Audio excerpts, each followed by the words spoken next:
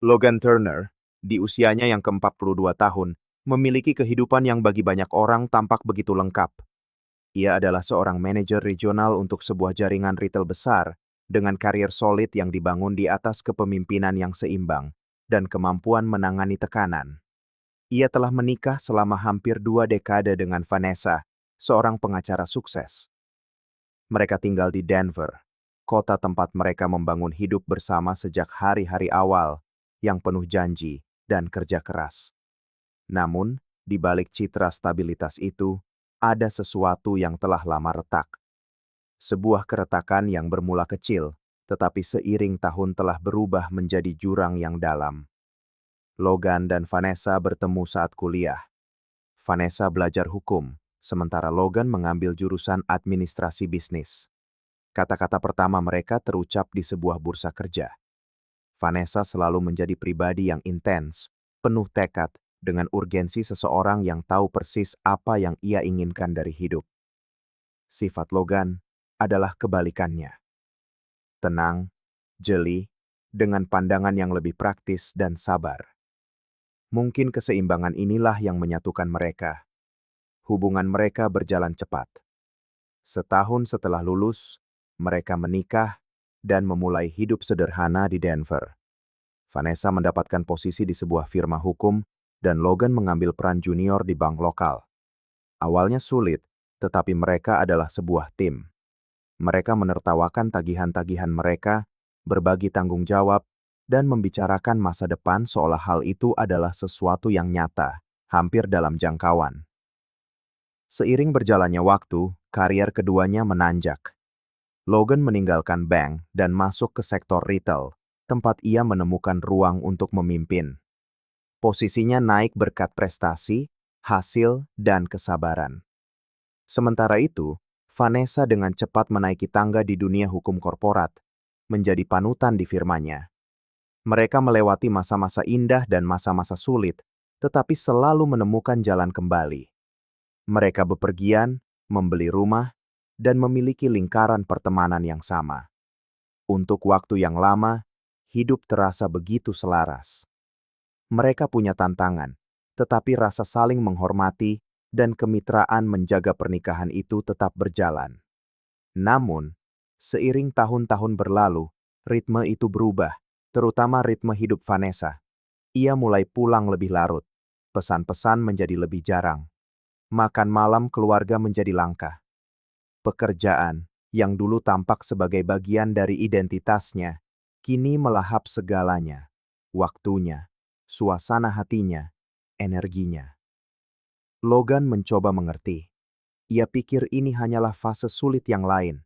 Ia percaya Vanessa sedang di bawah tekanan, dan wajar jika seseorang sedikit menarik diri di saat-saat seperti itu. Namun, perlahan, ia menyadari bahwa jarak itu bukan sekadar kelelahan. Ada sesuatu yang berbeda, sesuatu yang lebih dingin, lebih senyap. Ia mulai memperhatikan detail-detail kecil. Ponsel Vanessa yang selalu diletakkan terbalik, senyum yang muncul setelah pesan-pesan tertentu, panggilan telepon singkat yang katanya dari rekan kerja, mandi yang lama setelah pulang kerja, ketergesa-gesaannya saat berpakaian. Hal-hal kecil, tetapi jika disatukan, mereka menceritakan kisah lain, kisah yang tidak diceritakan Vanessa. Logan bukan tipe orang yang suka membuat keributan. Ia lebih banyak mendengar daripada berbicara, tetapi di dalam dirinya tumbuh sebuah beban, kecemasan yang tak lagi muat di dalam dadanya. Ia mencoba berbicara dengan Vanessa beberapa kali, tetapi selalu mendapat jawaban yang samar. Vanessa bilang Logan hanya berkhayal, bahwa ia harus percaya. Pada suatu hari Selasa yang biasa, Logan memutuskan untuk melakukan sesuatu di luar kebiasaannya. Ia tahu Vanessa akan makan siang dengan rekan-rekan kerjanya di sebuah restoran dekat kantornya. Logan ingin memberinya kejutan, sekadar muncul, makan siang bersamanya, memecah rutinitas, dan mengingatkan mereka berdua akan apa yang telah mereka bangun. Ia mampir ke toko bunga, memilih buket kecil dengan bunga kesukaan Vanessa, dan menuju restoran. Ia meminta meja di sudut dan menunggu. Ia hanya ingin melakukan sesuatu yang sederhana, sebuah gestur, Sebuah pengingat.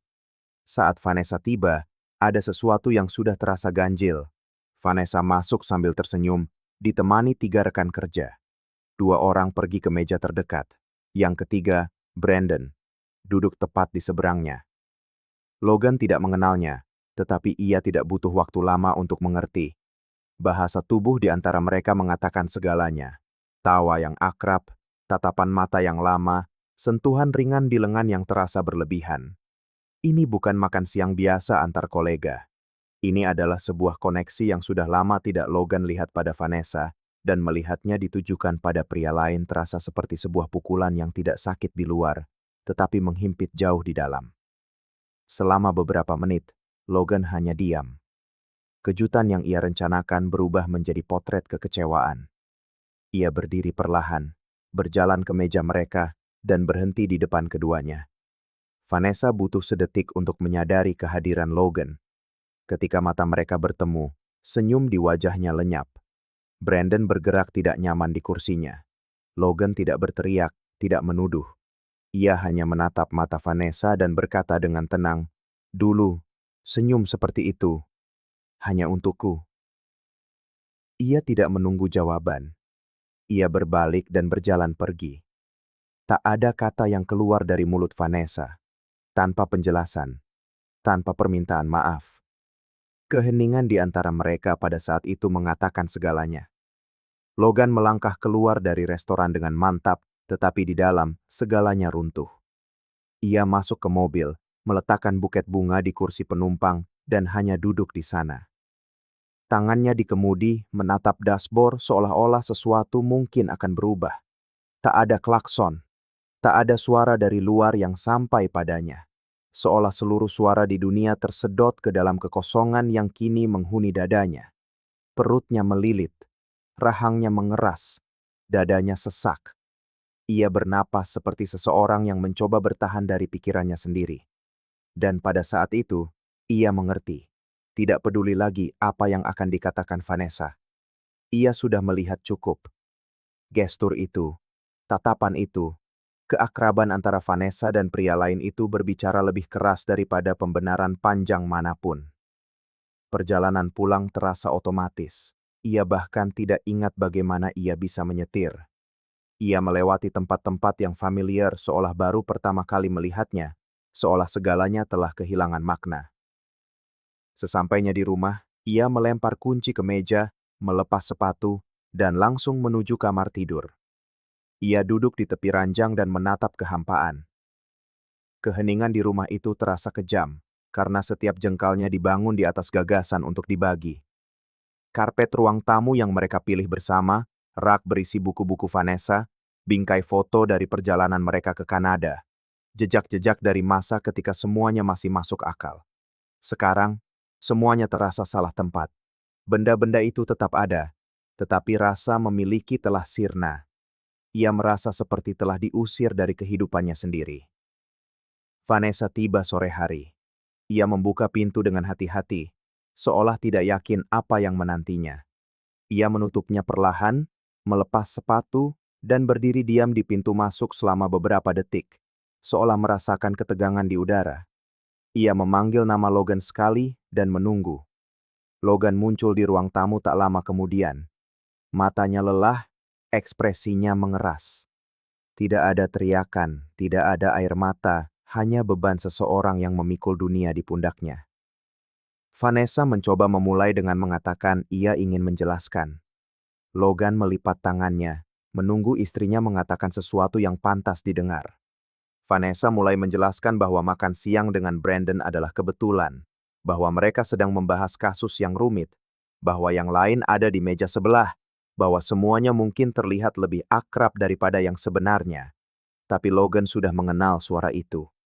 Ia mengenali jeda, kalimat yang berbelit-belit, upaya memutarbalikkan fakta untuk mengubah kesalahan menjadi kesalahpahaman. Logan memotongnya dengan pertanyaan langsung. Ada atau tidak ada sesuatu antara dia dan Brandon? Vanessa ragu-ragu, menggigit bibir bawahnya, membuang muka, lalu menarik napas dalam-dalam. Akhirnya, ia mengaku. Ya, dalam beberapa bulan terakhir, Ia menjadi dekat secara emosional dengannya. Mereka pernah berciuman beberapa kali, bertukar pesan, bertemu di luar kantor. Ia merasa tertekan, kewalahan, bingung. Itu bukan perselingkuhan katanya. Itu hanya pelarian. Logan mendengarkan dalam diam. Setiap kata adalah sebuah pukulan, tetapi ia tidak menunjukkan reaksi. Yang paling menyakitkan bukanlah ciuman itu, melainkan cara Vanessa menggunakan kata pelarian. Seolah-olah apa yang mereka jalani telah menjadi penjara, tetapi hanya untuknya. Namun, yang terjadi selanjutnya lebih buruk. Vanessa menyebutkan bahwa ini bukanlah hal baru di antara rekan-rekannya. Brandon dan Miranda pernah terlibat sebelumnya. Kevin sudah menikah tapi diam-diam berkencan dengan karyawan junior. Bahkan bos mereka, Michael, tahu dan lebih memilih untuk pura-pura tidak melihat apa-apa, karena menjaga lingkungan kerja tetap stabil lebih penting daripada moralitas orang-orang di dalamnya. Logan mendengarkan nama-nama itu dengan jijik. Dengan setiap pengakuan, nilai kantor itu merosot di matanya. Dan bagian tersulit adalah menyadari bahwa Vanessa tampak mati rasa terhadap semua itu. Seolah hidup dikelilingi oleh pengkhianatan yang dinormalisasi, membuatnya kurang bertanggung jawab atas pilihannya sendiri. Logan mengusap wajahnya, menarik napas dalam-dalam, dan berdiri. Ia berkata bahwa ia tidak lagi mempercayainya, dan jika masih ada kesempatan baginya untuk tinggal dalam pernikahan itu, bahkan untuk 1 hari lagi, ia membutuhkan sesuatu yang dengan jelas membuktikan bahwa Vanessa mampu menghadapi perbuatannya sendiri. Ia memintanya untuk merekam video, menatap langsung ke kamera, dan mengatakan semua yang telah terjadi. Tanpa berbelit-belit, tanpa editan. Video sederhana dan langsung di mana Vanessa bertanggung jawab atas setiap kata yang baru saja ia ucapkan. Mata Vanessa membelalak, terkejut dengan permintaan itu. Ia bertanya apakah Logan serius. Logan hanya menjawab ya, bahwa setelah melihat apa yang ia lihat dan mendengar apa yang ia dengar, ia butuh kejelasan. Jika Vanessa berpikir masih ada martabat yang tersisa, ia harus mulai dengan mengakui tindakannya.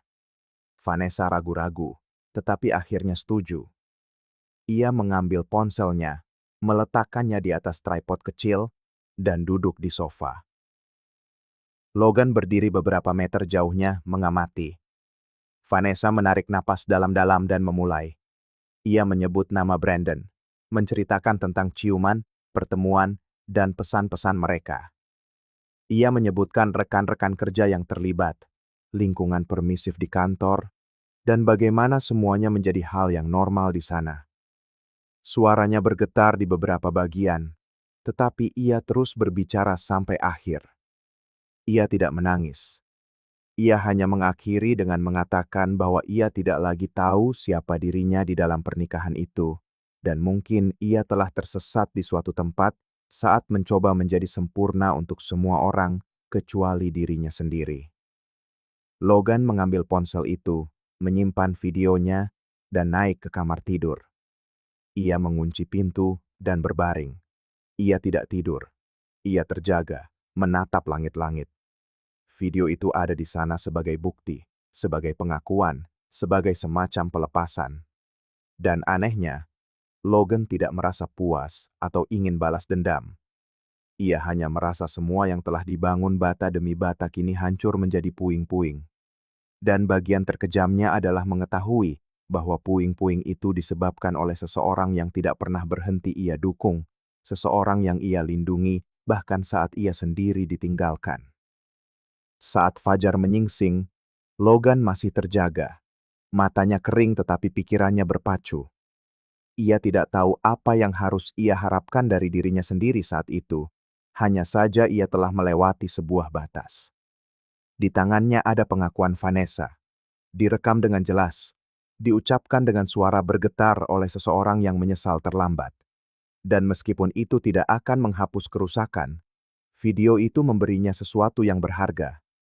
Kebenaran yang diucapkan dari bibir seseorang yang telah berbohong. Rasanya ia akhirnya mengakhiri siklus keraguan dan memulai siklus konsekuensi. Logan bukan orang yang suka balas dendam, tetapi ia selalu percaya beberapa orang perlu berhadapan dengan cerminan diri mereka sendiri. Dan pada hari itu, ia memutuskan bahwa bukan hanya Vanessa yang harus menghadapi dirinya. Ia duduk di meja dapur, membuka laptopnya, menyambungkan ponselnya. Ia memindahkan video itu tanpa tergesa-gesa, meninjau kontak, mengatur file seperti seseorang yang dengan hati-hati mengemas barang pecah belah. Satu persatu, ia menemukan pasangan dari semua orang yang terlibat. Istri Brandon, suami Miranda, pacar Kevin. Ia tahu isi video itu akan menghantam seperti bom di setiap rumah, tetapi ia tidak ragu. Ia membuka aplikasi email, melampirkan video itu, mengetik setiap alamat tanpa menulis pesan, tanpa menjelaskan apapun. Dia hanya mengirim. Dengan email terkirim, Logan terdiam. Tubuhnya rileks, jiwanya terkuras. Rasanya setiap klik tombol kirim telah mengangkat beban dari dalam dirinya. Ia berdiri, pergi ke kamar tidur, dan melihat Vanessa tertidur. Wajahnya damai, seolah 24 jam terakhir hanyalah hari biasa. Itu lebih menyakitkan daripada pengkhianatan. Kemampuannya untuk tidur, bahkan setelah semua yang terjadi, menunjukkan seberapa jauh jarak di antara mereka. Baginya, normalitas masih ada. Bagi Logan, segalanya sudah menjadi puing. Ketika Vanessa bangun, ia menemukan Logan di ruang tamu, berdiri dengan ponsel di tangan. Logan menatapnya selama beberapa detik, lalu berkata, tanpa menaikkan suaranya, "Aku sudah mengirim videonya ke semua orang." Mata Vanessa melebar. Untuk sesaat, keheningan di antara mereka begitu mutlak. Dampaknya langsung terasa. Vanessa mundur selangkah seolah terpukul. Ia bertanya apa maksud Logan. Logan menjawab lugas. Ia menjelaskan bahwa ia telah mengirimkannya ke pasangan dari setiap nama yang Vanessa sebutkan dalam video. Ia mengulangi bahwa ia tidak menulis apa-apa, tidak menjelaskan apa-apa. Ia hanya menyampaikan kebenaran apa adanya. Setiap orang, katanya, akan menanganinya sesuai pilihan mereka. Vanessa mendekat dengan gugup, mencoba memahami skala kehancuran yang akan terjadi. Ia bertanya, apakah Logan sudah gila? Logan tetap tenang. Ini bukan kegilaan, ini keadilan. Vanessa mulai berargumen bahwa ini bisa menghancurkan reputasi, pernikahan, dan menyebabkan orang kehilangan pekerjaan. Logan mendengarkan semuanya dengan keheningan yang sama saat ia mendengar pengakuan Vanessa. Lalu ia menjawab, itulah yang dilakukan kebenaran. Ia menagih harga yang ditunda oleh kebohongan.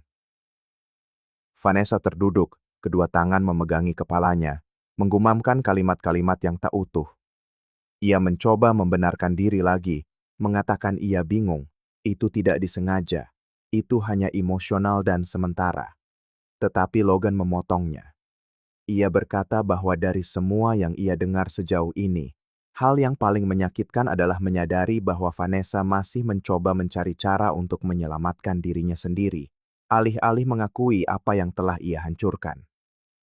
Logan pergi ke ruang kerja, membuka sebuah map, dan mengambil surat cerai. Ia telah mengisinya diam-diam di dini hari. Ia meletakkan dokumen itu di meja kopi di ruang tamu. Ia bilang ia tidak ingin memperebutkan apapun, Vanessa bisa menyimpan apa saja yang ia mau. Ia hanya ingin pergi dengan sedikit martabat, dengan sisa kedamaian yang masih bisa ia selamatkan. Ia mengemas beberapa pakaian ke dalam ransel, mengambil dompet, kunci, dan berjalan menuju pintu. Vanessa mengikutinya, mengatakan bahwa ia masih mencintainya, bahwa ia tidak ingin kehilangan semua yang telah mereka bangun bersama. Tetapi Logan sudah mendengar setiap kata yang perlu ia dengar. Ia hanya berkata, "Kau kehilangannya saat kau berpikir aku tidak akan pernah pergi." Lalu ia berjalan keluar tanpa membanting pintu. Ia menutupnya dengan tegas, dengan ketegasan yang sama seperti seseorang yang memutuskan, melalui rasa sakit, untuk membangun kembali hidupnya dari nol. Di trotoar, ia menarik napas dalam-dalam. Untuk pertama kalinya dalam berbulan-bulan, ia merasa melakukan sesuatu untuk dirinya sendiri. Bukan untuk menyenangkan siapapun, bukan untuk menopang struktur yang membusuk, tetapi untuk berjalan pergi hidup-hidup dari sebuah kisah yang nyaris mengubur semua yang tersisa dari dirinya. Hari-hari berikutnya berlangsung seperti gelombang kejut yang menyebar tanpa suara tetapi tanpa henti. Video Vanessa, dengan suaranya yang bergetar, wajahnya yang terekspos, dan kata-kata yang diucapkan tanpa ragu, jatuh seperti bom ke ponsel dan kotak masuk orang-orang yang tidak pernah menduganya. Tanpa pengantar, tanpa peringatan, tanpa kesempatan untuk bersiap. Hanya satu klik pada tombol putar dan, dalam hitungan detik, semua yang sebelumnya tersembunyi, yang disamarkan di balik makan malam, senyum palsu, dan penampilan yang dibangun dengan hati-hati, muncul ke permukaan dengan brutal. Reaksi pertama adalah ketidakpercayaan. Istri Brandon, Melissa, menonton video itu 3 kali sebelum percaya dengan apa yang ia lihat. Ia selalu curiga, tetapi tidak pernah punya bukti. Dalam rekaman itu, ia tidak hanya mendengar nama suaminya, tetapi juga menemukan bahwa suaminya telah terlibat dengan rekan kerja wanita lain di kantor.